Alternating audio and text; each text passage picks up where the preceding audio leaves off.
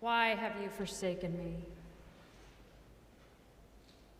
In Matthew's gospel account, Jesus utters these words with his dying breath. They are the first words of Psalm 22, a prayer for deliverance from mortal illness. The choir sang these words last night as the altar was stripped, and again at noon. At noon, though, we only sing the first 11 verses. We stop here in the psalm, in the agony of abandonment, just as we stop with the death of Jesus on Good Friday. This is what we do on Good Friday. We stop. We reflect. We relive Jesus' last moments, standing with all who were present to behold his raw agony. In verses 12 to 19 of the psalm, this psalm that was composed centuries before Jesus' crucifixion, in these verses we hear Jesus' voice. They pierce my hands and my feet. They stare and gloat over me. They divide my garments among them. They cast lots for my clothing. Be not far away, O Lord. You are my strength. Hasten to help me.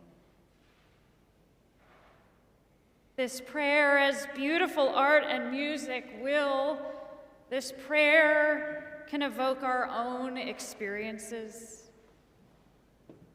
Hearing familiar stories told dramatically in the safety of this sanctuary and in holy places around the world, year in and year out, reacquaints us with grief. While churches in war-torn places need little help imagining the darkness of it all, there are places of deep darkness right here in our own lives, too. Troubling scenes, more than we wish to bear. Jesus himself experienced human anguish. There are moments when the world stops, when the earth feels rent in two. News that knocks us down makes us wonder how the world can go on. On Good Friday, Jesus' death knocks us down. There are 2 more days before God's Son rises. Today's good news is Jesus' suffering. Because Jesus suffered, he understands our suffering. In his suffering, Jesus took upon himself all our suffering. Because of Jesus' passion, no suffering in this world has the last word. The Good Friday question is not about what we have or haven't done for Jesus. The Good Friday question is, can we embrace what he has already done for us? We do nothing to earn grace already given. Jesus suffered, so our suffering will never have the final word. Jesus died and took upon himself the burden of Judas's betrayal, the Judeans' rejection, the governor's apathy, the chief priest's jealous ire, Jesus' abandonment by those well-positioned to sing his praises. Jesus takes it upon himself. Peter, who opted instead for a threefold betrayal when he could have been singing Jesus' praises, denying Jesus 3 times before the cock crowed. Nicodemus, 3 times approaching in the shadows, first coming to Jesus by night to ask about being born from above. Second, inquiring, were the charges against Jesus legal?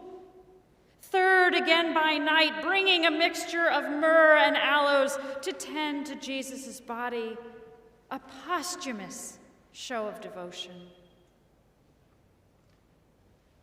Jesus knows our darkness, our failings, our sufferings, our falling short. We are never alone.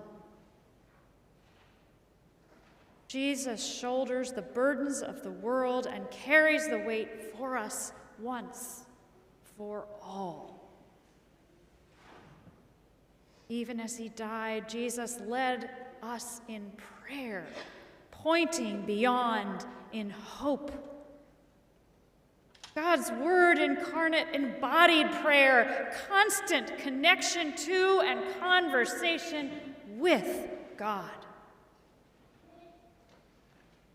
Following Psalm 22, from despair through wrestling to singing God's praises, we recall Jesus' agony as a chapter of the story rather than the end.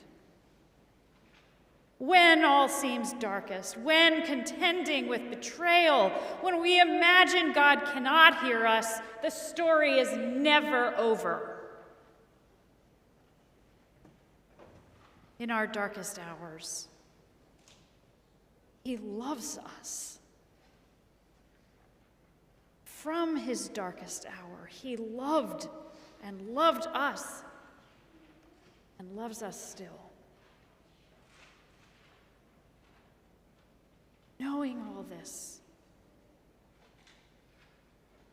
as Psalm 22 concludes, lean forward in tenacious hope.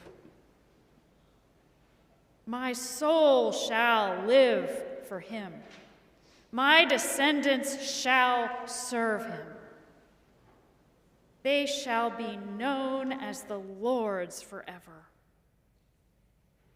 They shall make known to a people yet unborn the saving deeds that he has done.